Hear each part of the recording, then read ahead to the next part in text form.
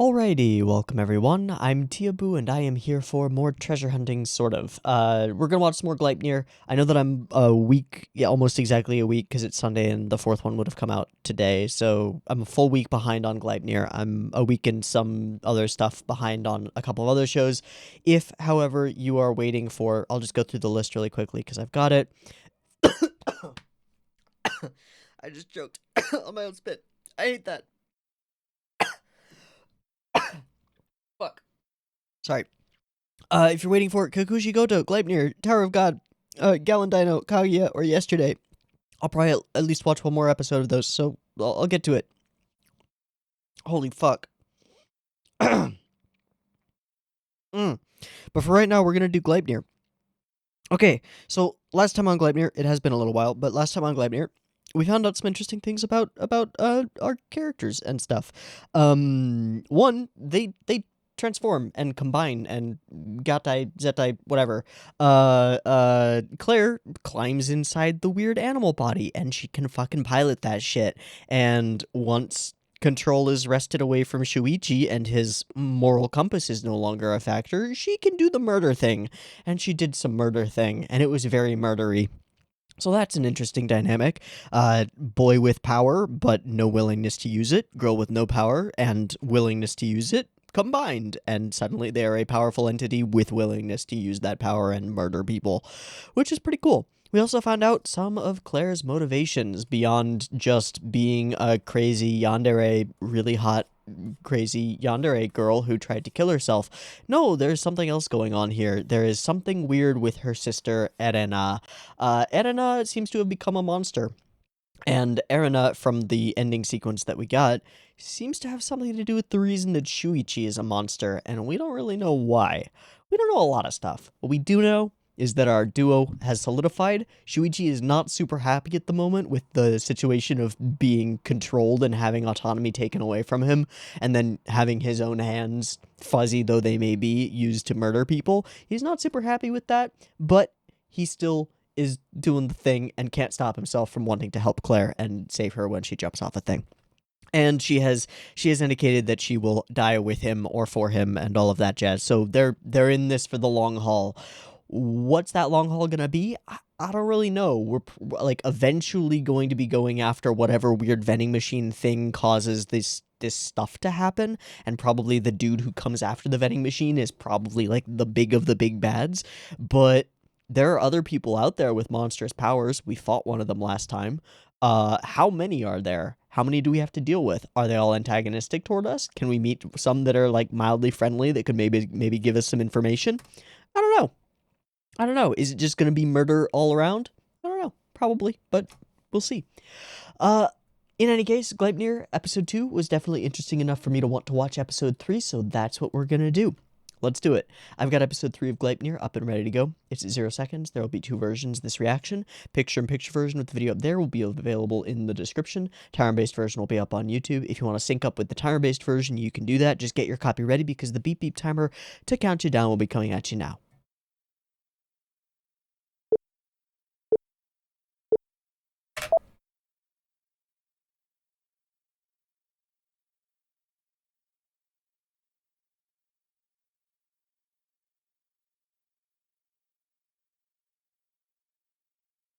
Hello, vending machine boy. Invisible on the phone.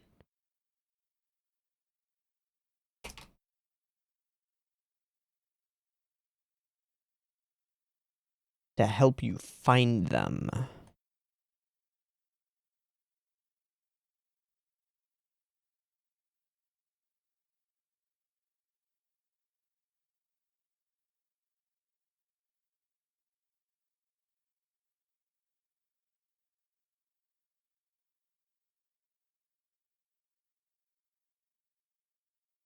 Okay, so he was speaking to the coin as though it had sentience. They don't show up on technology. And he wants people to help him find them. And the inhabitants of this planet are all good people, but what does that mean to him? Also, inhabitants of this planet? Is he not from this planet? Not from here? Question mark? That cut is so cool.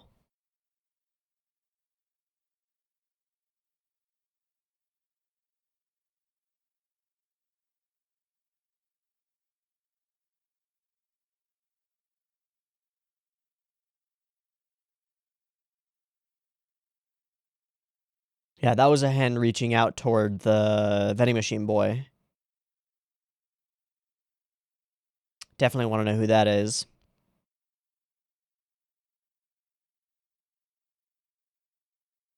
That must be Erina. Yeah. That's Erina. Kitty.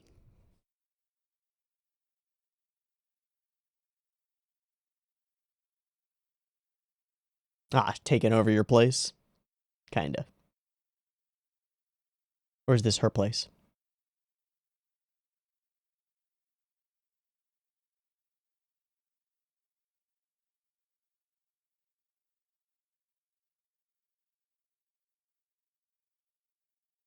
You seem like you might need a relaxing mood.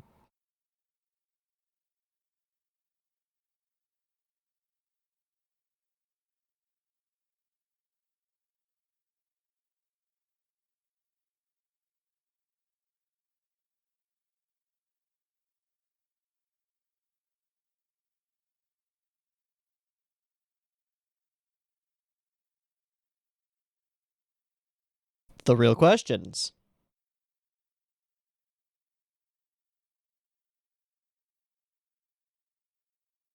Right, so we should probably figure out our capabilities.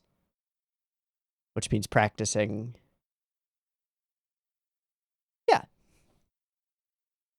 Yep. Come on, Sean. Yeah.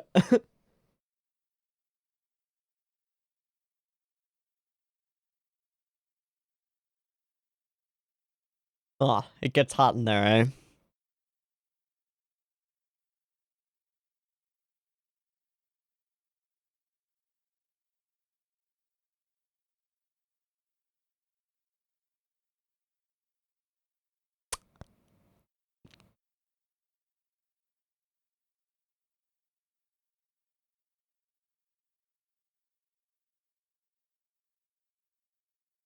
We're doing it again. And thank you, placement. Oh, going for a swimsuit.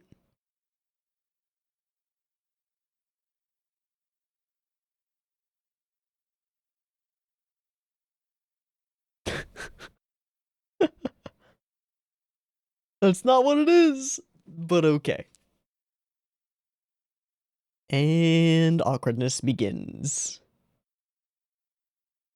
I mean, continues. Carapo.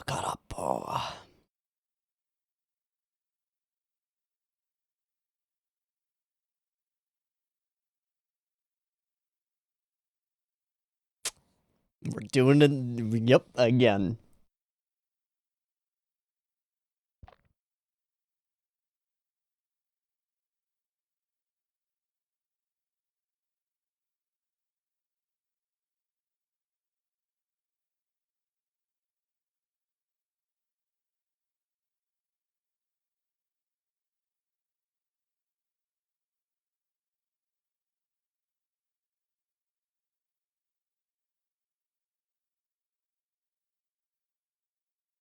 Yeah, what level of control do you have? He has control.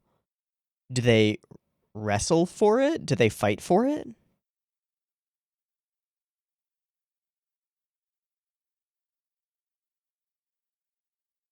Gonna break it? Oh, she can stop him?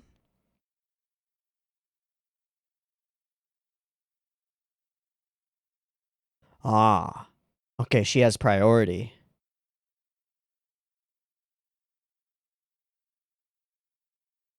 Hmm. Who's more in tune with the body?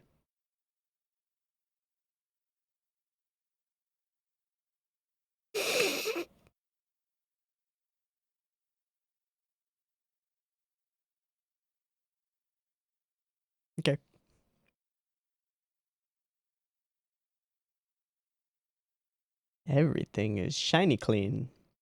He cleaned up? Yeah, alright.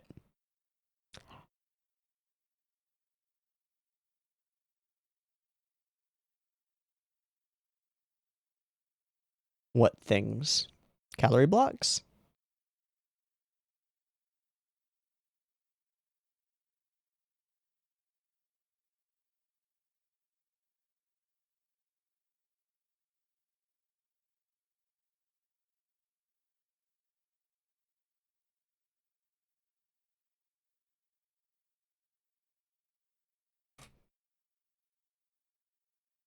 Oh. Can we track her?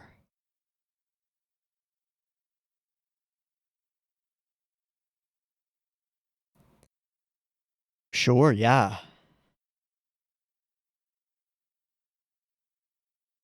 Yeah, okay.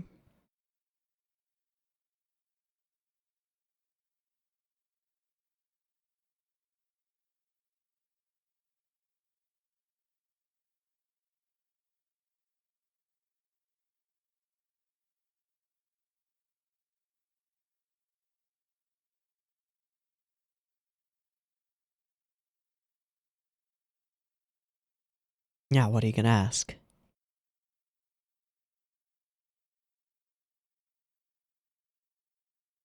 Whoa.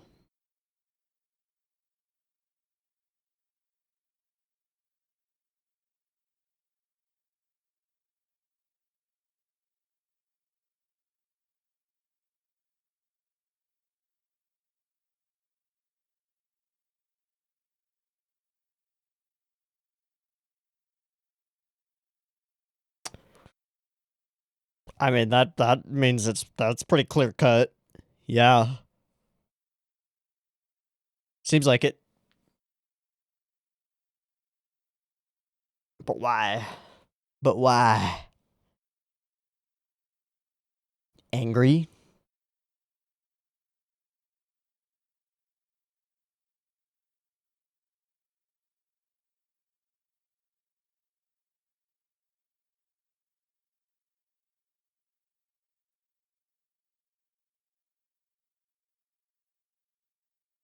Yep. Need all the answers. We're not gonna get any of the answers. That's an important one. What was it all for?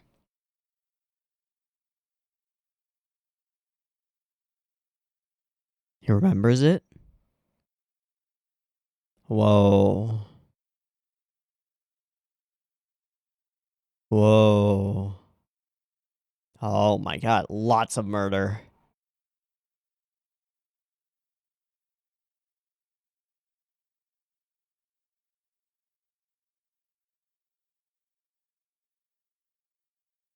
A monster.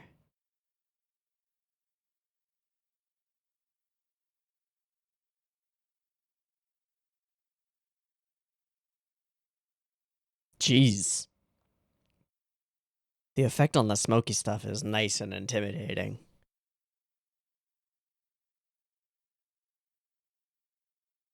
You are way too attractive, Claire. It is not okay. All right, he's in. He's fully in. Is this her? Or is this Claire? This is Claire.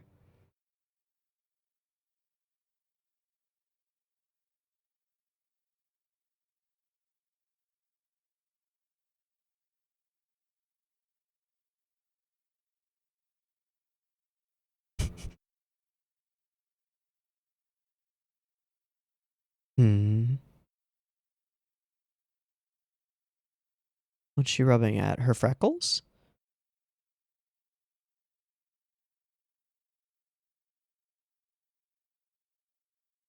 That seems like...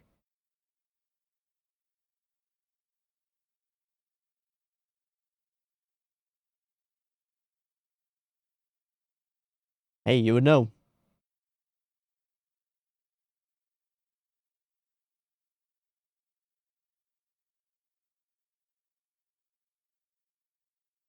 Hmm. And where are we staking out?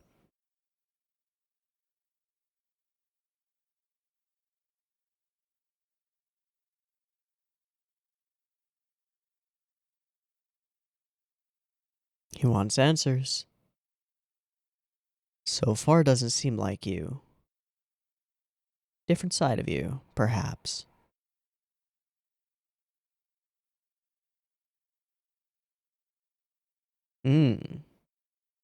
Revenge? Answers? Just answers.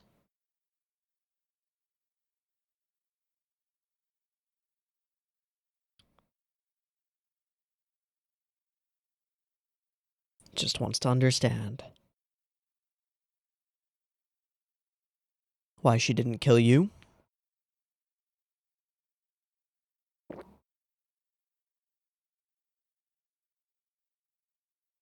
Hmm?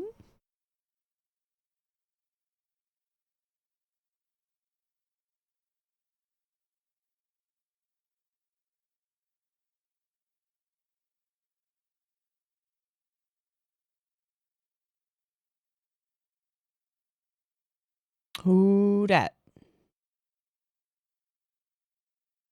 Oh, that's the girl from school. Who's always looking at him. Pink hair. School. Girl. Your sister's school is nearby? Does she still exist as a human being? We're out? Fuck. Okay.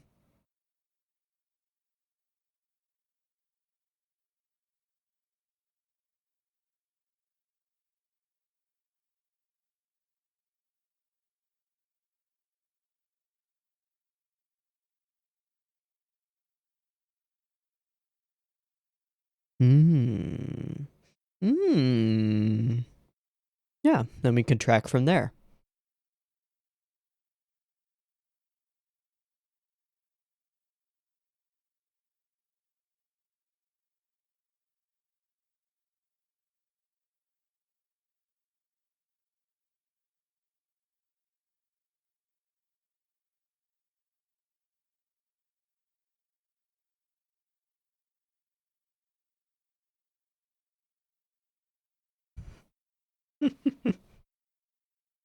It's a little harsh.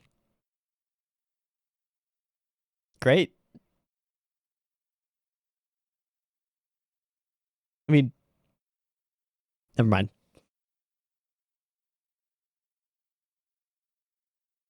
I have a feeling we're probably going to run into something on our way home today. Oh?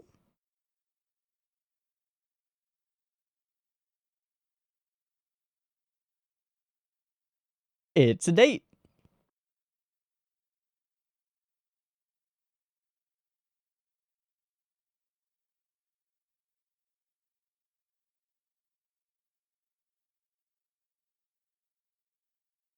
Oh, hi. Oh, hello. I smell it. She's here. Oh, he just insta-transformed. Is he still in control?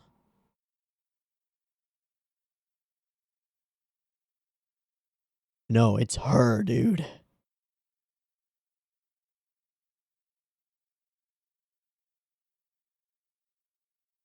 Let's go. Oh, she is excited. Or it could be her. Does she show up on cameras?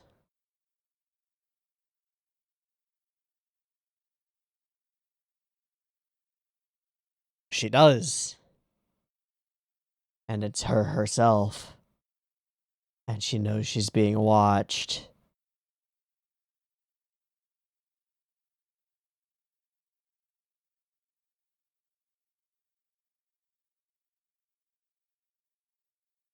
It's the real deal, baby.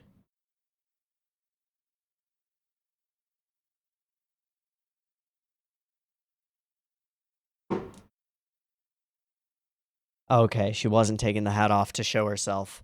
I mean, she was for our benefit, but... Oh, she's stripping down. No swimsuit this time.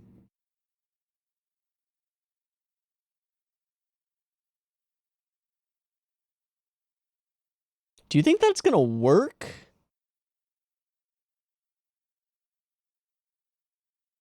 Okay, here we have a moral clash, potentially.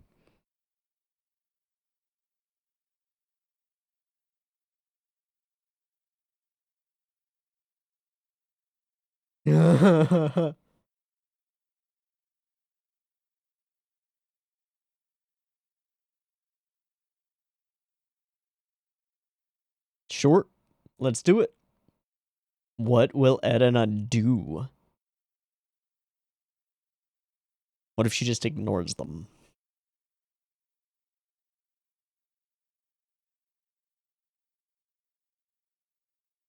Yeah, you don't go talk to murder monsters. You also don't shoot them in public locations. Thank you for the panning shot.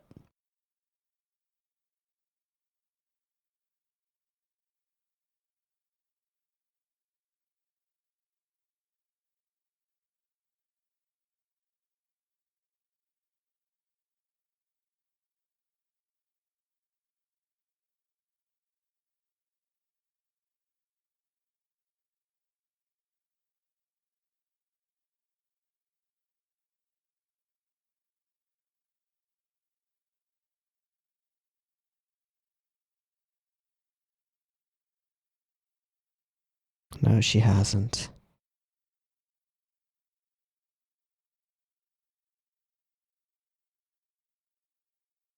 Oh, fuck.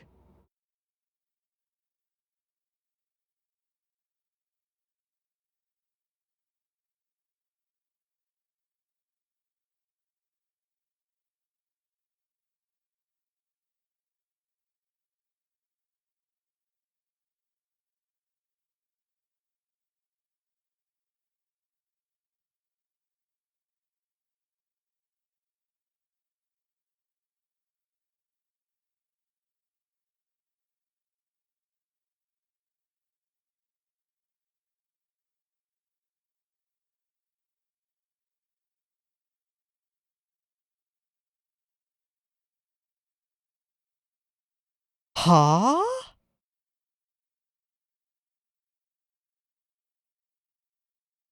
She's nervous about meeting him. She has a crush on you.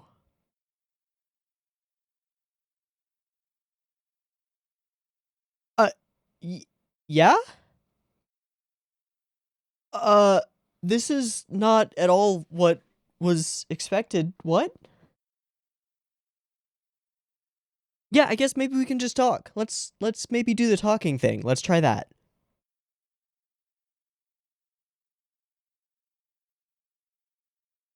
She's desperately in love with Shuichi, right?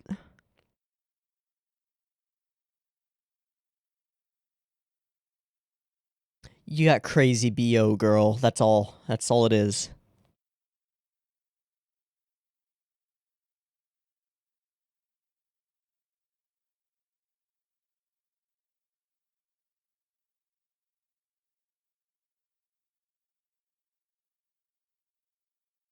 I don't know, dude. This is a scary type. For now. She seems like a hair trigger, though. She an unwilling monster? With no control? Okay.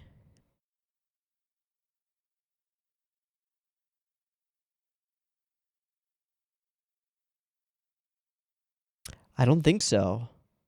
I don't think so. No, she's talking to Shuichi.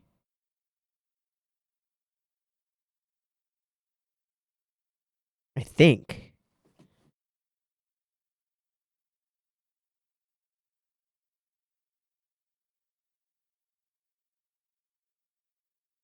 She is talking to Shuichi. Yeah, what? Uh-huh. We figured as much, but explain. She didn't know. Uh-oh, there's that trigger. Are you cheating on me, Shuichi?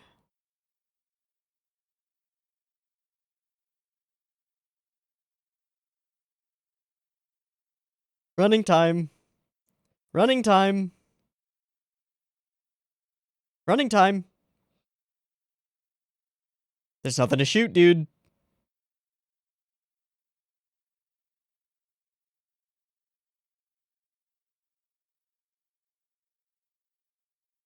I'm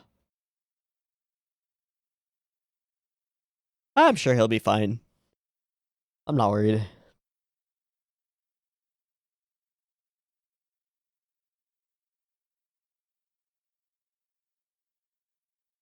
Well, that was not what I expected at all, which is a good thing. It was also, I think, the weakest episode of Gleipnir so far.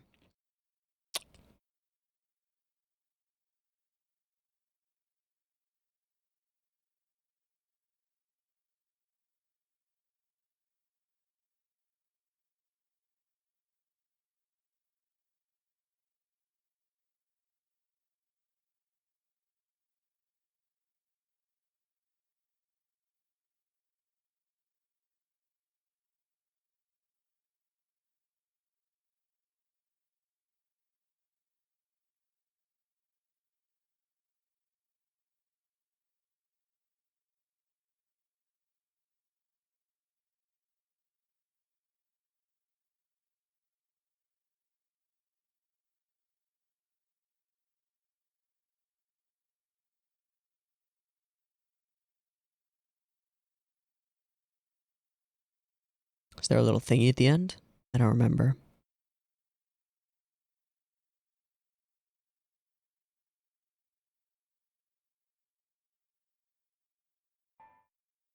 Okay, I wish I was someone else. Sounds like something that Erina might say. I would think, given context and given that we're about to find out. Okay, so I think this was the weakest episode of Gleipnir so far, in part because we kind of know the scenario between the two of these, between Claire and Shuichi, and so that mystery is no longer holds water. It makes sense. Now we have to convert that into, this is a cool thing that we have, even if we understand it. There are these other mysteries, though, and they are interesting. All of the stuff that this boy says in the opening sequence is interesting. The fact that the thingamajigs don't appear on camera, interesting. The way he speaks to them as though they are things, as though they like have the ability to understand him. What does he say? Humans to help me find them. It's okay, don't worry. The inhabitants of this planet are all good people. All? By what metric? And all? I mean, we've seen Erina, and we know that this guy has interacted with Erina. She doesn't seem like a good person at the moment. Maybe I could be wrong, but by what metric is he considering everyone to be good people? I don't know. It doesn't seem like it's a traditional moral stance. seems a little non-traditionally here. Also, inhabitants of this planet. Phrasing there implies some stuff. He's not from our planet. He's from somewhere else, and he's familiar with other planets. All of this is implied by the phrasing, and it could be a translation issue, it could be whatever, and I could be reading into things that aren't there, but the inhabitants of this planet are all good people. It implies familiarity with other planets that are where this is not the case. It's interesting. It's curious. Okay. Sure. Get our OP. OP's still good. It's fun. Find out that she likes to eat calorie blocks. Okay. Cool. Neat. And general production in this episode is off. This is the first thing to talk about. There are lots of good pieces of production in the episode. There are also a lot of things that are a little bit meh. A lot of flat shots, a lot of flat pans, a lot of real simple stuff that isn't very highly animated, more wides than previous episodes, lots of things like that. Where it counts, the ecchi stuff, not happening. They're gonna put emphasis on the ecchi stuff because it's the ecchi stuff, and this is an ecchi manga being turned into an ecchi anime. Got no problem with that. There's a lot of it though. It gets a little bit tired when there's a lot of it. but it's a part of the thing, and like a natural part of the thing, given that they have to interact, and it's awkward on that level. They share senses to an extent.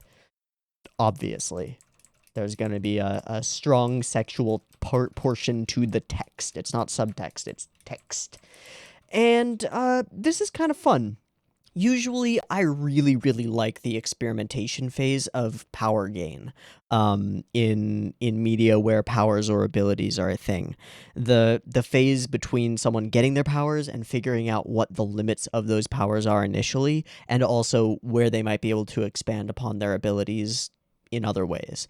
I usually really like that stage in superhero fiction, in all kinds of places. For example, I'm currently sort of reading Worm. I finished rereading, it's like my fourth or fifth read through of Worm itself, and now I've moved on to Ward, which comes after. By the way, read Worm. It's long, but it's a worthwhile read. Parahumans.wordpress.net. It's worth reading. Check it out. But anytime that characters are experimenting with their abilities, I really enjoy. And that's kind of what we end up with here. Although it's a weird situation where we've got two characters sharing one body effectively, and having different levels of control over it. It's cool. It's also weird how this show sort of jumps between feeling in a scene. Like we go from this kind of awkward sexual experience thing as she's stripping, and we're clearly meant to feel a little bit uncomfortable about that fact because Shuichi does. He doesn't. He's uncomfortable around a naked woman, which makes sense. He's an adolescent, sure, fine. And we're in his perspective, so we're meant to feel that way as well, while simultaneously ogling her. It's a weird dynamic that's common in manga and anime, where like we're simultaneously supposed to be titillated by nudity or close to nudity on screen, while also feeling weird and awkward about it and not wanting to go further with it. It's actually something that Digi talks about quite a bit in his Ass War series around the main character, and a specific scene with the main character where the main character is approached by an older student at his school who is very clearly essentially propositioning him for an intimate encounter, and he like gets freaked out and runs away.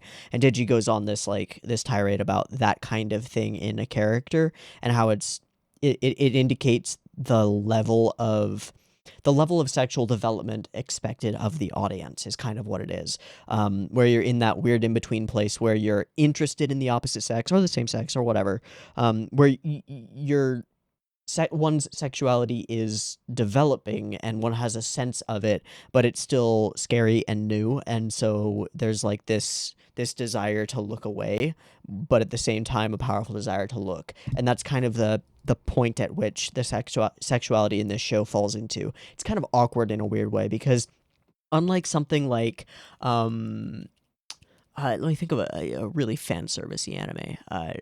Immediately I think of a Shaft show. So pick a Shaft show, Zetsubo Sensei or Monogatari even. Those shows they're I think more mature in how they handle their sexuality, if only because it's more blatant and in your face about it, and it's something that Shaft does with the way that they handle fan service pretty frequently. And we've talked about fan service. I've talked about Shaft's fan service mentality versus like KyoAni's fan service mentality a couple of times. But what Shaft does is they go all the way to one end of the spectrum where it's so over the top, blatant, in your face, sexual, crazy. And you could say that like Kill la Kill does this as well. It has a more mature view of sexuality because it's able to turn it into a joke. It's able to address it, be like, yes, there is close to nudity on screen right now, but it is serving a purpose in the greater context of the work. And the purpose of it, while it is ogleable, is not to make you feel uncomfortable or to cater to a particular brand of adolescent sexuality. It's instead to cater to a more mature experience of sexuality, and one where you can actually laugh at it. And then on the other end of the spectrum would be just like avoid sexuality entirely. And then somewhere in the middle is the awkward middle, early high school vibe thing that's like ages 13 to 16-ish boys. That's our target here, and that's what our target is here. I can enjoy it on its face, knowing that, but it's not made for me. I don't think.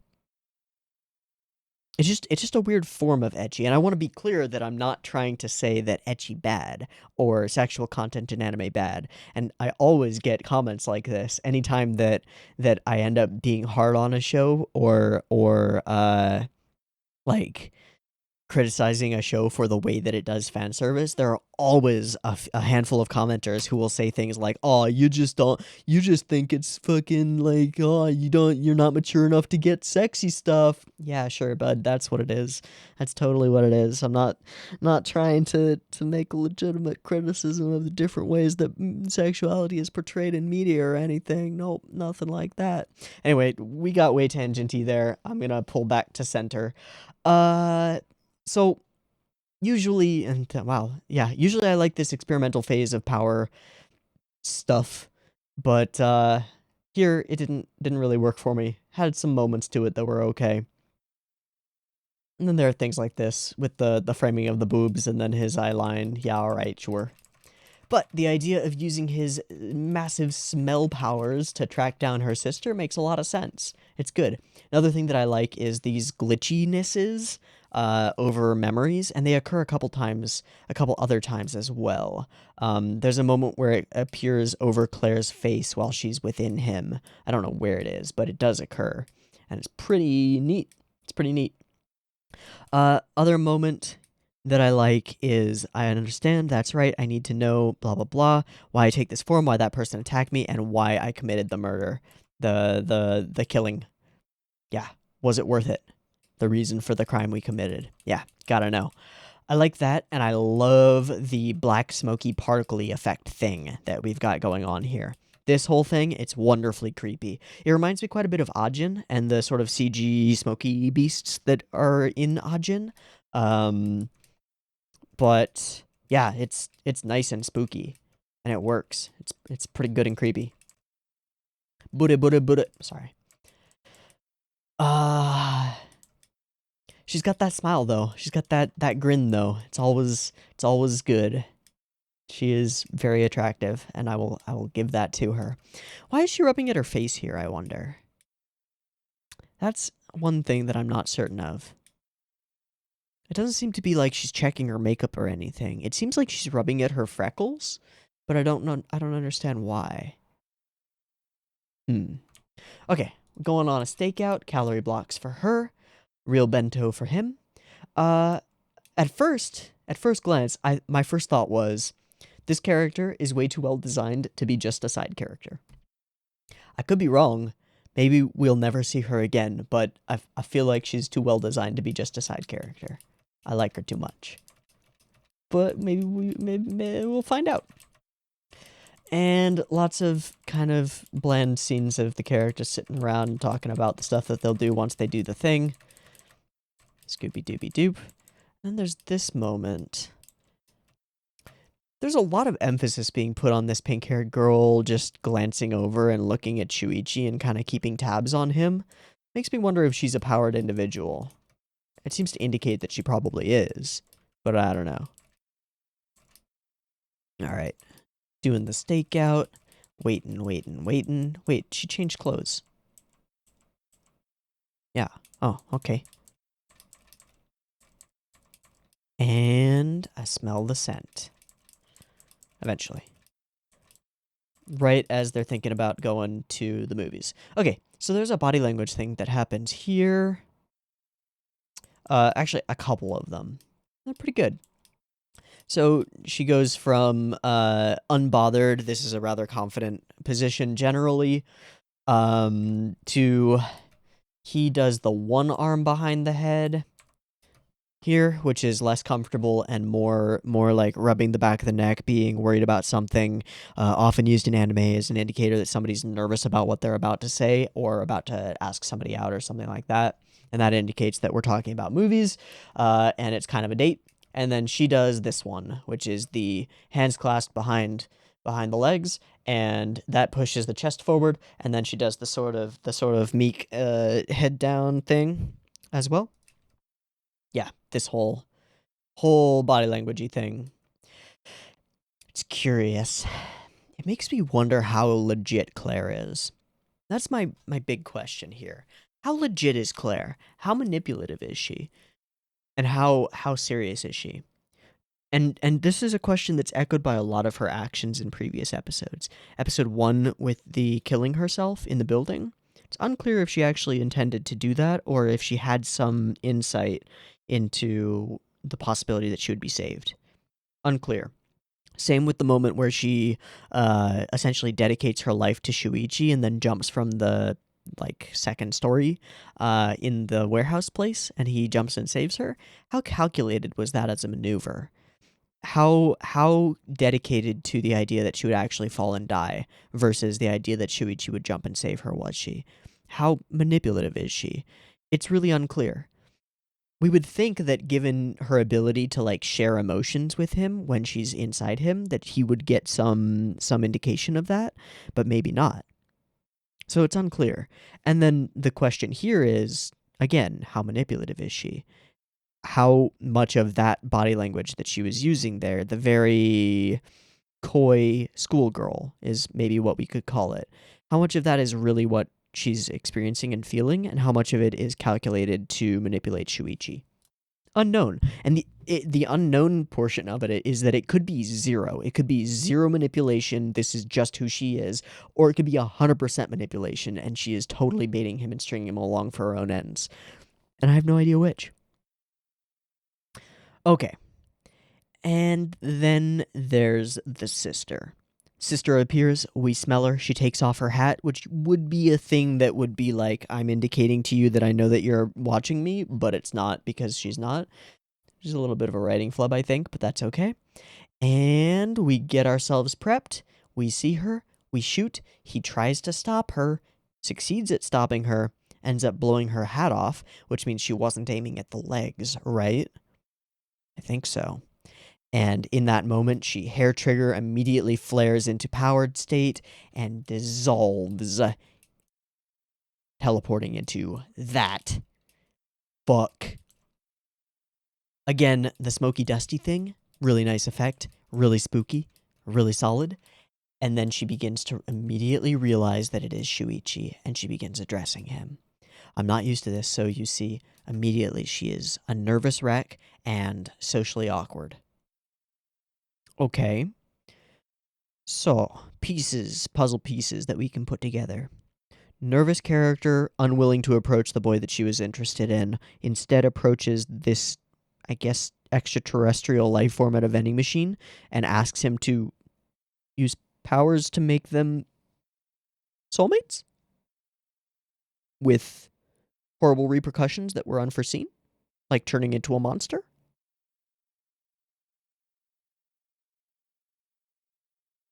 Maybe. I don't know. Okay, so she tries to run. Her hair becomes long and then begins falling away once more.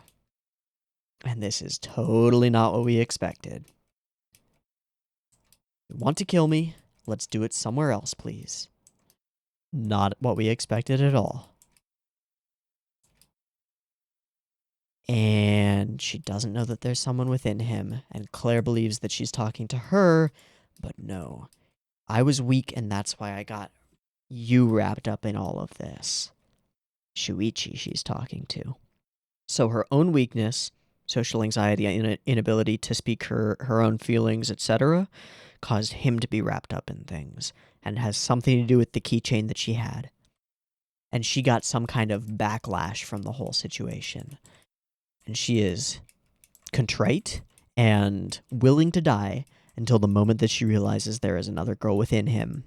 She freaks the fuck out and is completely capable of murderating them. What we don't see is Claire's head within him, but we can guess that she can see Claire's head in him, probably. Can also guess that he probably won't die from this because story has to continue. Yeah, story has to continue. Okay.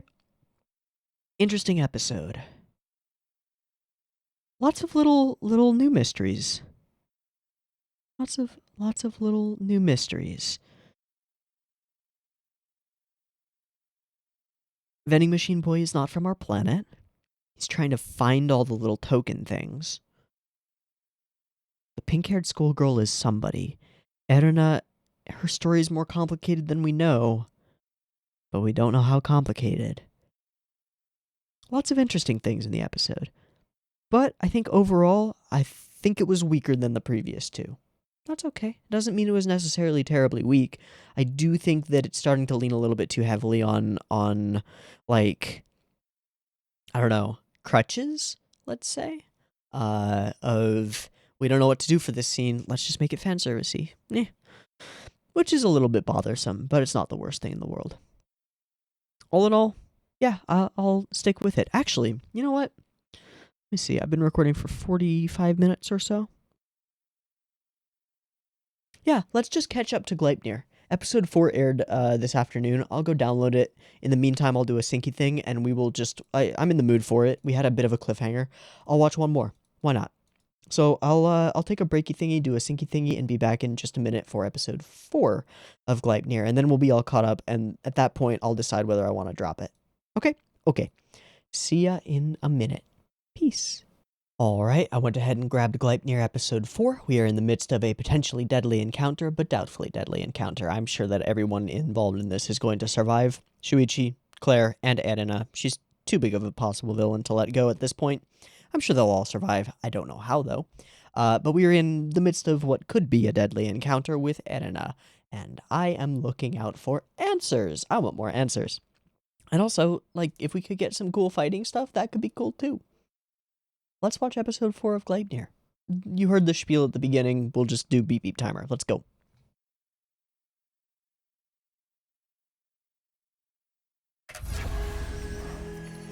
Oh, wait. Hold on.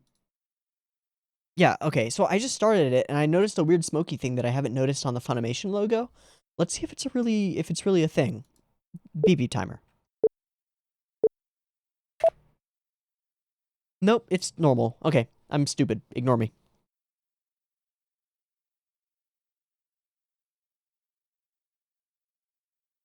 Yep, we are right in it.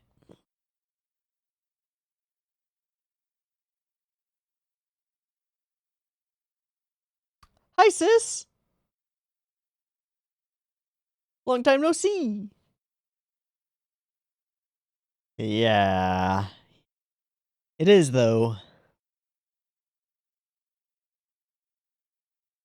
Maybe put his head back on his body. She's still in control. Has her connection been severed?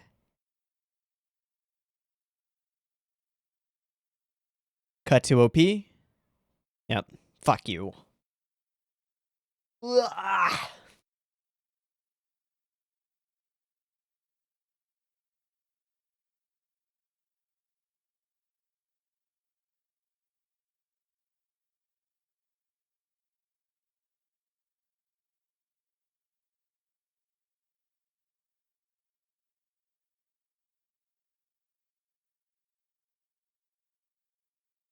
Girl can walk.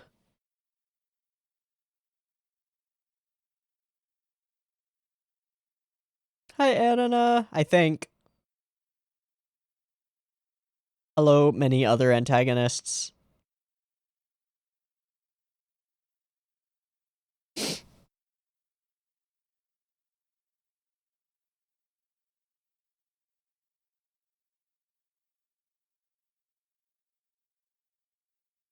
Those cuts of the fur transforming across his arm and stuff are really good.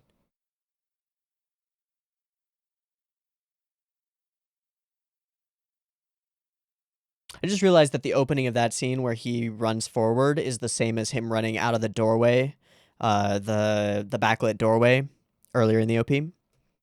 It's the same framing. Okay, so her on one side, Eren on the other.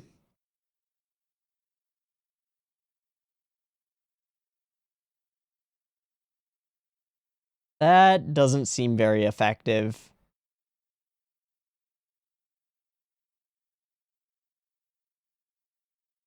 She is really strong. She just wanted you to stop.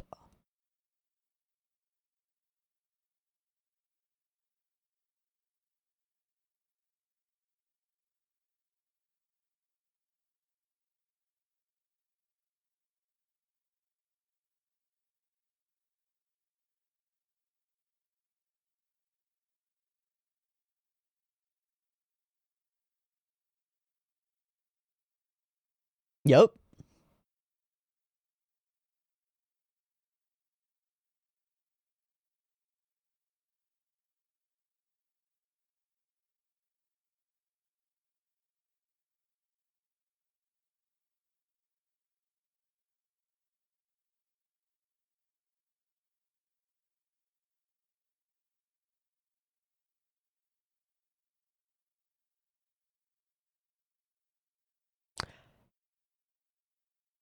Uh,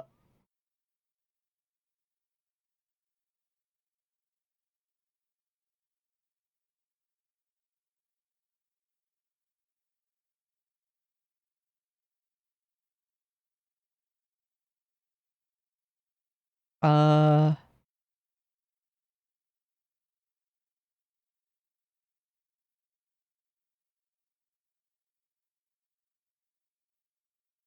all the justifications, eh? And these are crimes worthy of death. Did you know? Oh. Oh.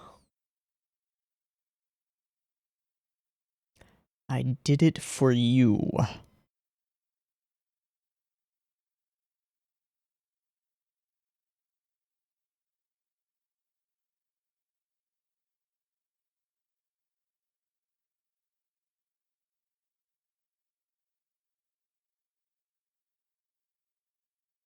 She has more than one?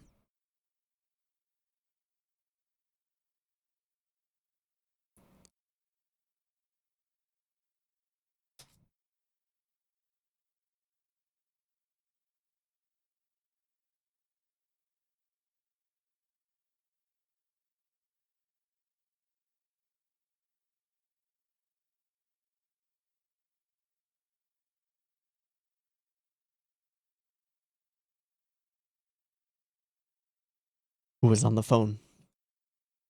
Who was on the phone? Was it Alien Boy?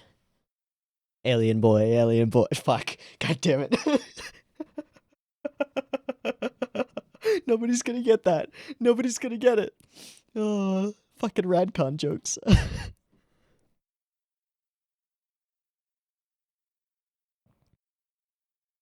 It's the gun.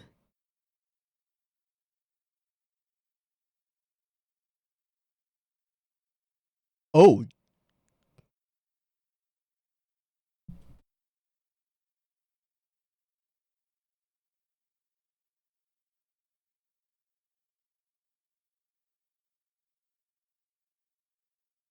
Just pop the head back on. It's just a costume.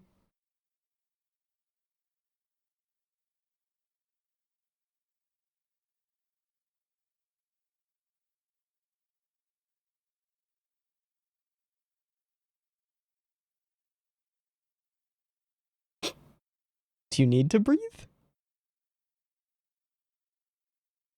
Well, that was not how I expected that to go.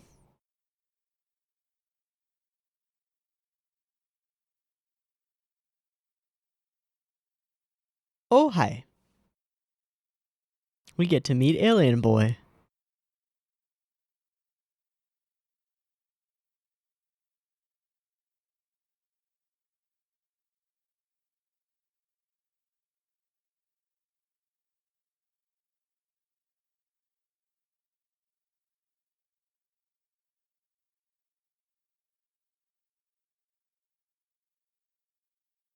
Yeah.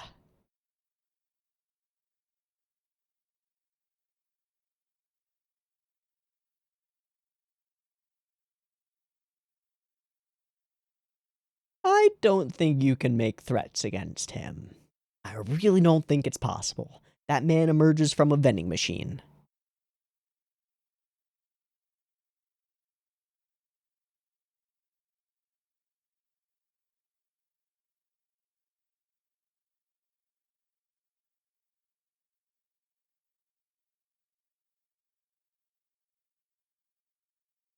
Oh. Coins equal power.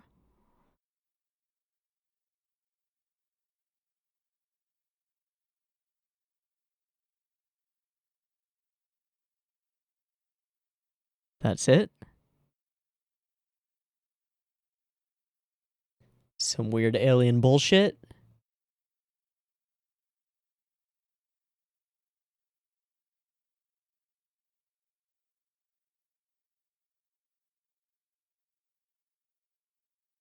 Drink it. Yeah. Yeah. What else are you gonna do? Oh. Ha ha ha ha. Aha. Chug that 5-hour energy. Yep, make sure the glue sets. That would be awkward. Just walking around like this.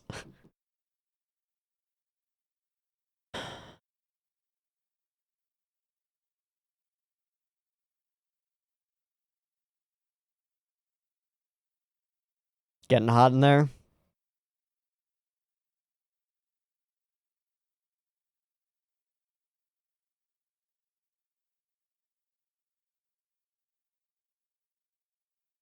Ugh. Ugh.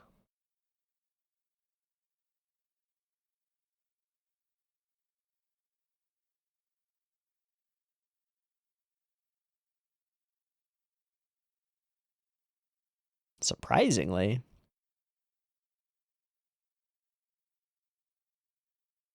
It's not real though.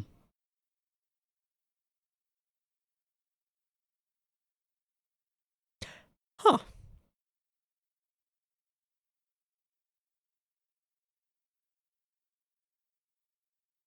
Uchuji?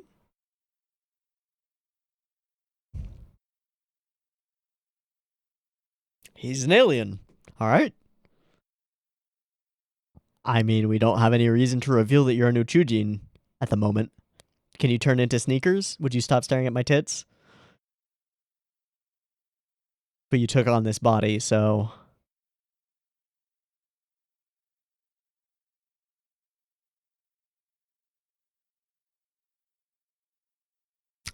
Physically male. Meet pain. New kinds of pain. New levels. Dude was trying to touch her titty. She need him in the balls. I don't trust you, but okay.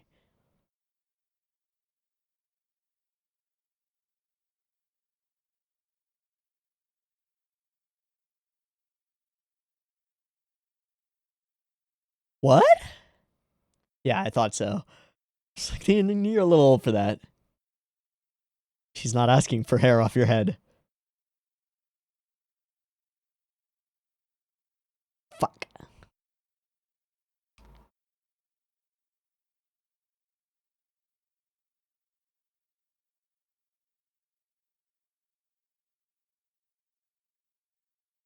It's a good response.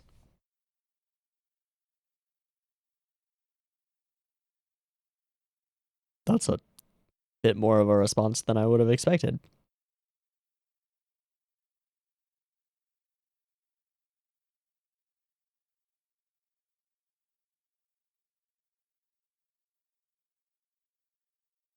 That you'd like to be someone else.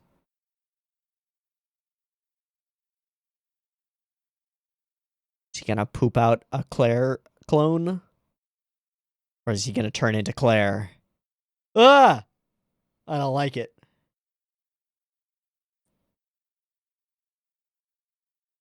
Nope. Nope. I don't like it. Could you get out of my body, please? I'd prefer if you didn't.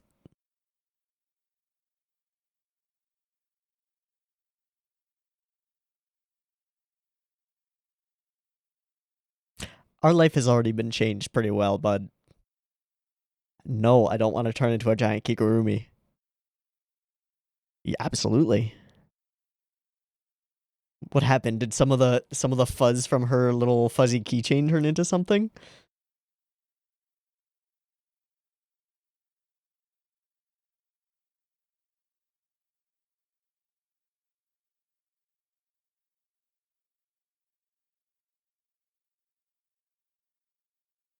The form he desires or the form Erina desired?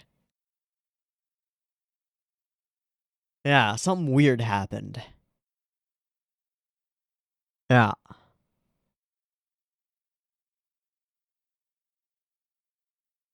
Oh, come on.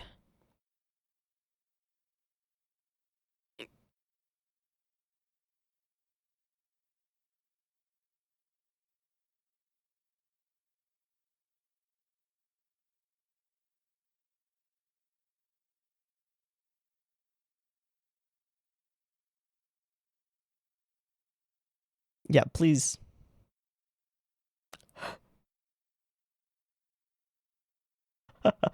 My personal information, eh? Mm-hmm. Please switch back. Thank God.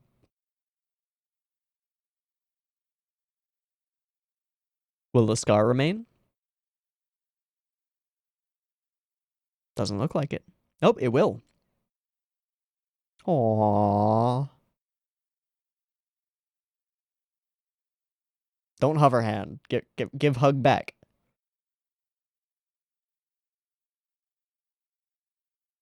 So you accidentally crash landed here?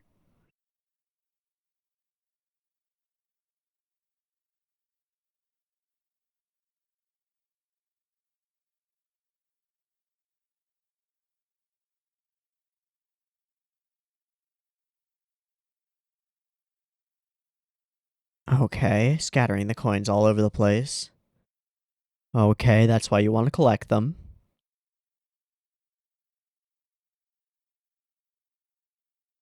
So you've been attempting to create an army.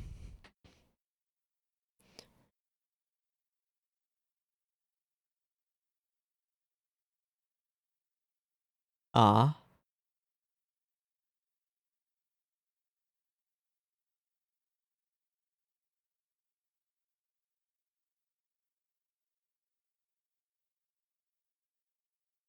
Anything with powers?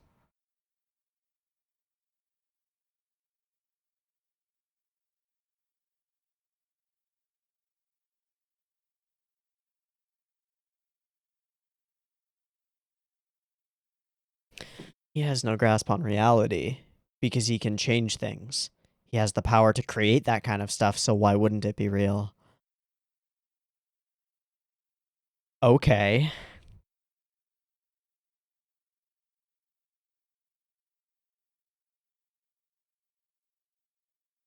Yeah, please tell us what happened with Erina.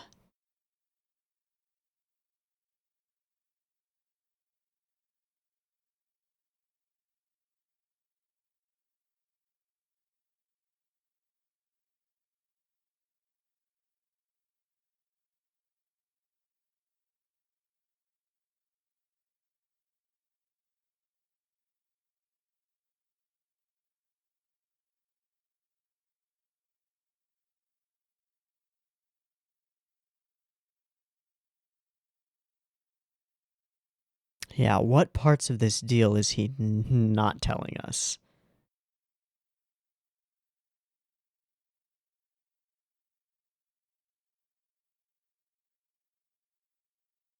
At least he has no memory of her.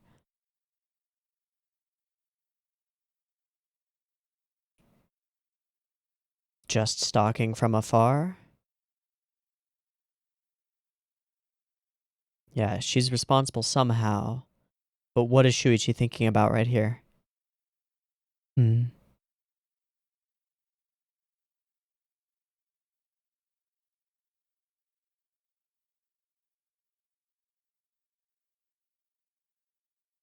Oh, he wants out still?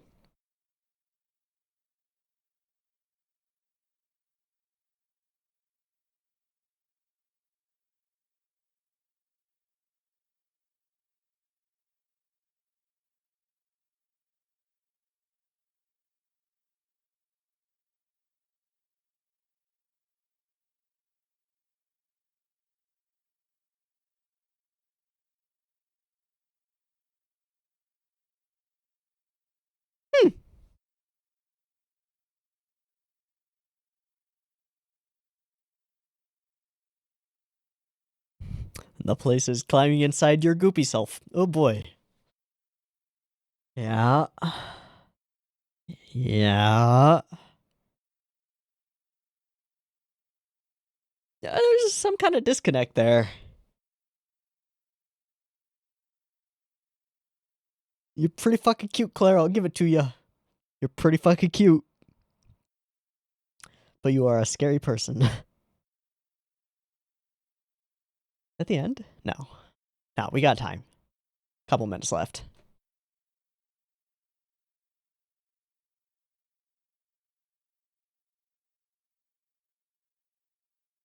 Yeah, fuck you.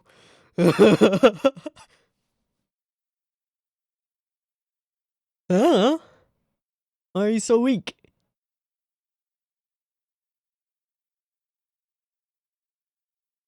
Hmm.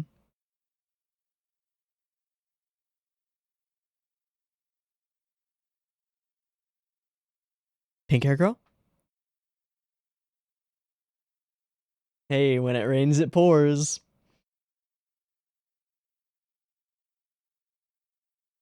So, who are you, pink hair girl? Are you coming to meet him out here? It's a new scent. Mifune.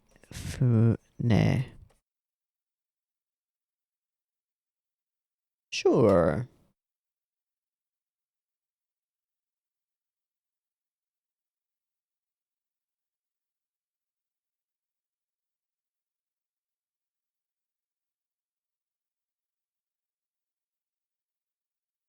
That's a weird question to just ask out of nowhere.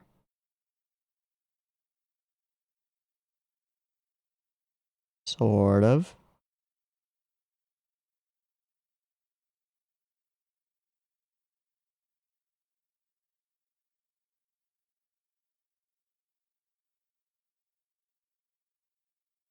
Oh no.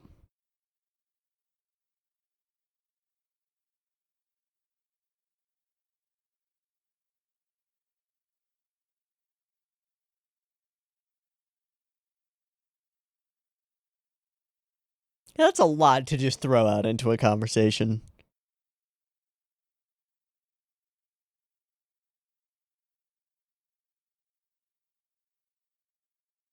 Well, she seems very normal.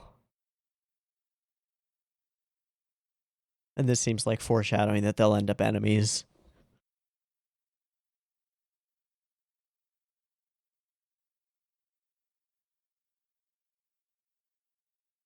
Eh?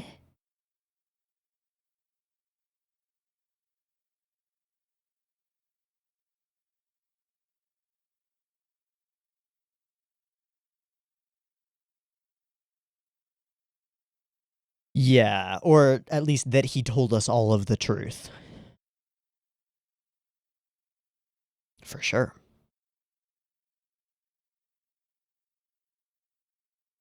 I'm pretty sure Claire is, so far, from our perspective, but okay. Oh, we're hunting down the spaceship itself. Yeah, good chance there will be some baddies. Oh, a group of them. There were some people there.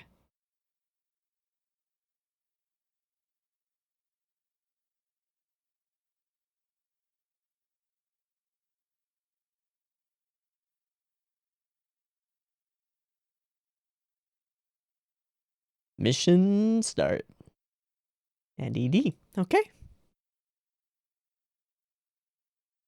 Well, it finally feels like we've done all of the establishing stuff that needed to be established, and that we're finally on, like, finally entering into serialized territory. Does that make sense? I don't know if that makes sense. There's, like, the segment at the beginning where we set up all this stuff, and then we get into the actual serializable, like, we can just chug along episode by episode or chapter by chapter stuff. Yeah. Convert the mysteries from one form to another. Spread the mysteries out.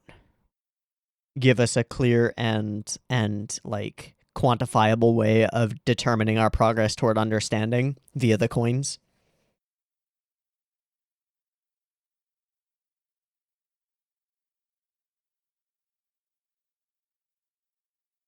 And then we've got a collectathon that we can do.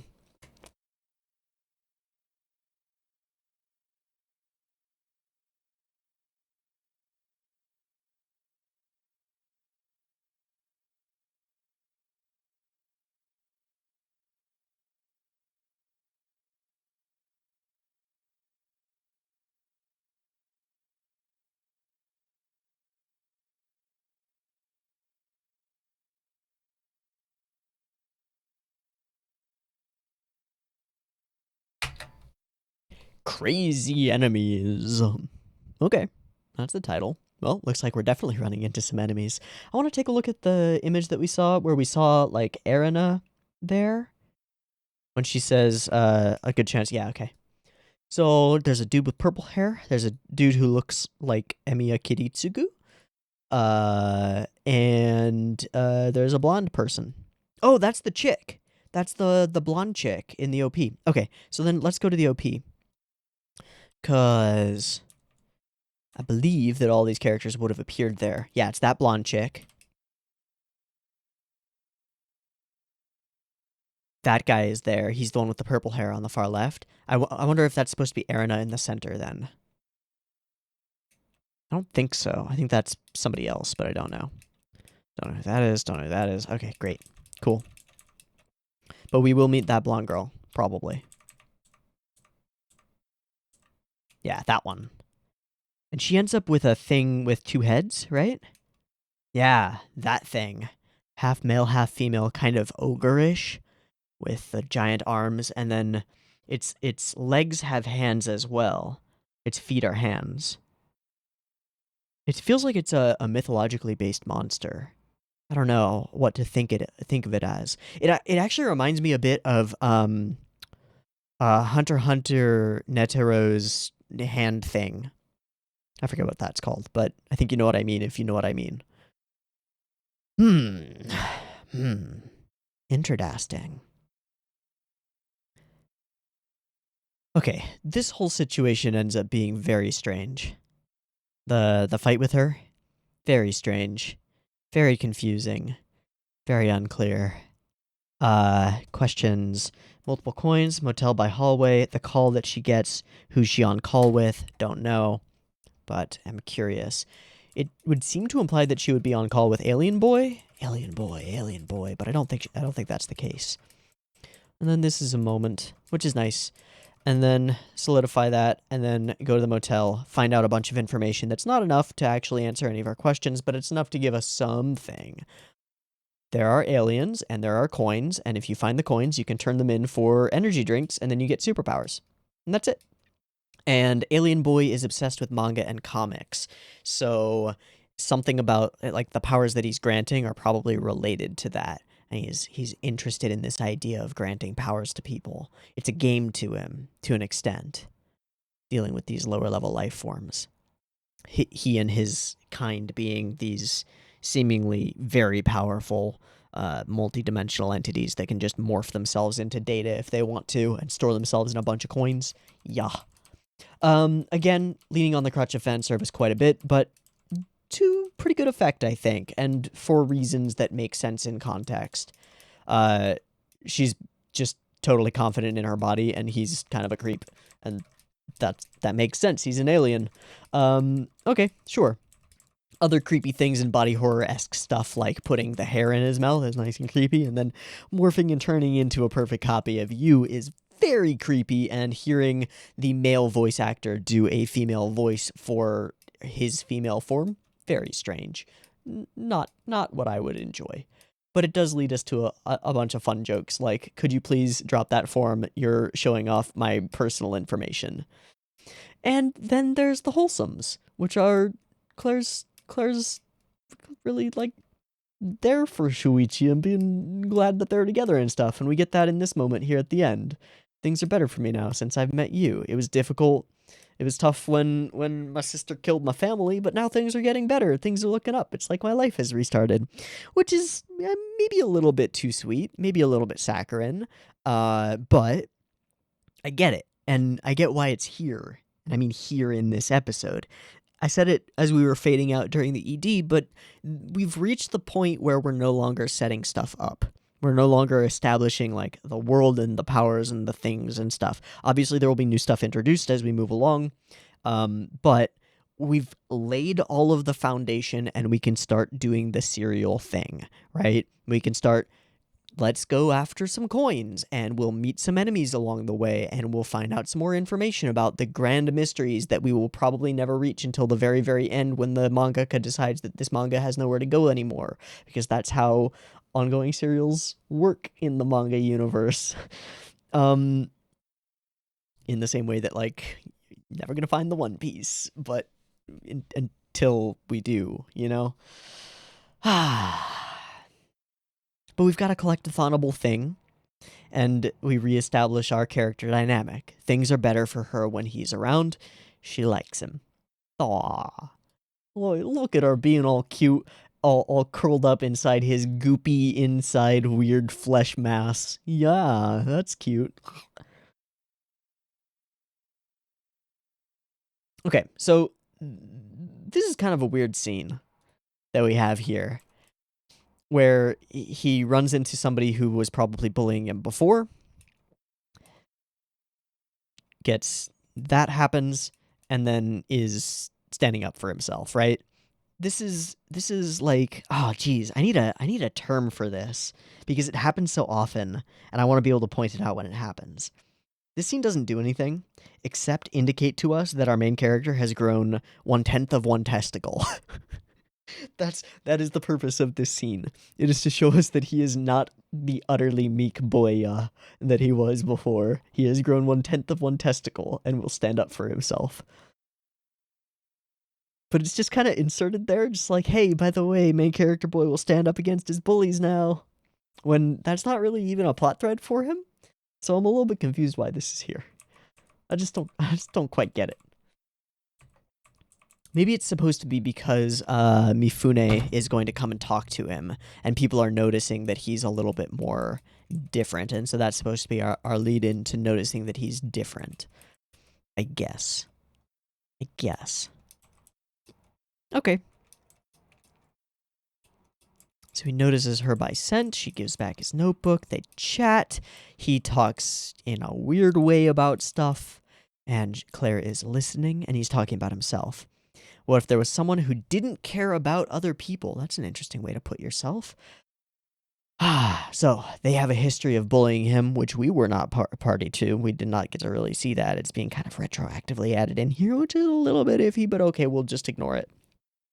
Was bullied by them, has no reason to think of the world as a good place, and has suddenly been given the opportunity to gain immense power, the power to potentially destroy the planet, given 100 coins or whatever.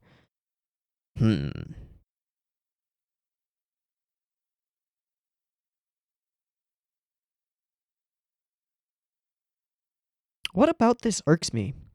It irks me, but I'm trying to put my finger on exactly why. I think it's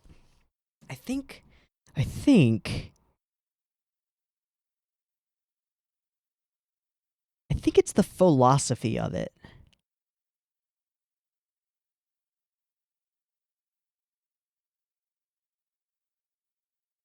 I don't know. Something about the way that this is set up makes me think that it's supposed to be some kind of moral question or moral qualm or conflict that will affect our main character, but there's no meat to it. This idea of vengefully destroying the world because you were treated poorly when you had no power, and now you gain power and treat the world poorly. It's been done so many times. I don't know. It's kind of blech. It's kind of, I mean, it's Death Note-y, you know? It's kind of Kogiasi, you know? It's like, alright, sure, yeah, okay. I just don't know if it deserves the kind of emphasis that he puts on it here.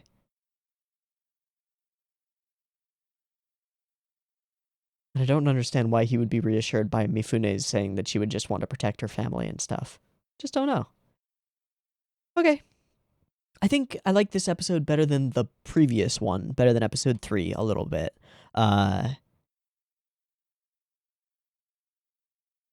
Just because it kind of settles the dynamic of our characters down and gives us a little bit of information about the world and powers and things. I don't know if I want to watch more of Gleipnir. I think I do. It's weirdly the show is weirdly addictive. It's like a bag of chips that you don't particularly like the flavor of, but they're still crunchy and still really satisfying, and so you eat the whole bag. That's how I feel about this. It's not my favorite flavor of chips, right? But I can stand it, and because it's all I've got, it's nice and crunchy and still salty and good. But it's not my favorite flavor. Okay? I think that's actually a really good way to put it. I would rather have a different flavor of chip, but I will settle. I will settle. Yeah. Yeah. Okay. I'll probably watch episode 5 eventually. We'll see. For now, I'm gonna sign off. Me Teeaboo, this Gleipnir. I'm sure that people have their own takes on it, and probably a lot of people are enjoying it more than I am. That's totally cool. If you have your own takes or things you want to throw in the comments, you can totally do so. But for now, I'm done with Gleipnir. Me Teeaboo, this Gleipnir. I hope you enjoyed it, and I hope to catch you next week when we probably watch episode 5. See you there. Peace.